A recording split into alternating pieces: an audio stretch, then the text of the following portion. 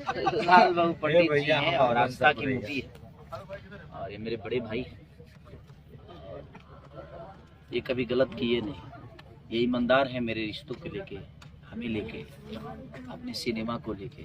तो जैसा कि आप सब देख सकते हैं कि खेसारी लाल का एक वीडियो निकल कर आता है और वहां पर बात होती है कि मेरा फिल्म टीवी वाले नहीं लेते।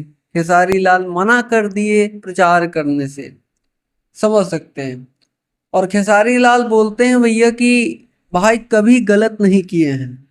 जो उनके साथ में बैठे हुए हैं खेसारी लाल उनके बारे में बोलते हैं कि भाई ये कभी भी गलत काम नहीं किए, ये ईमानदार हैं मेरे रिश्तों को लेकर, हमें लेकर, अपने सिनेमा को लेके, अपने काम को लेके। जो लोग अपने काम को लेकर ईमानदार हैं, आ, अपने रिश्तों को लेकर ईमानदार हैं, उसको हमेशा आप लोगों का प्यार और आशीर्वाद छठी मैया हम पर बना रहे। एक तरीके से हमारा 2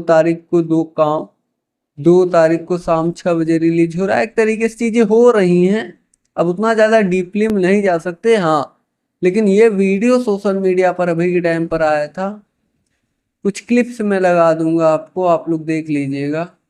और दोस्तों फिलहाल इस वक्त के लिए यही न्यूज़ निकल कर आ रही थी, हमने सोचा आप तक जानकारी दिया जाए।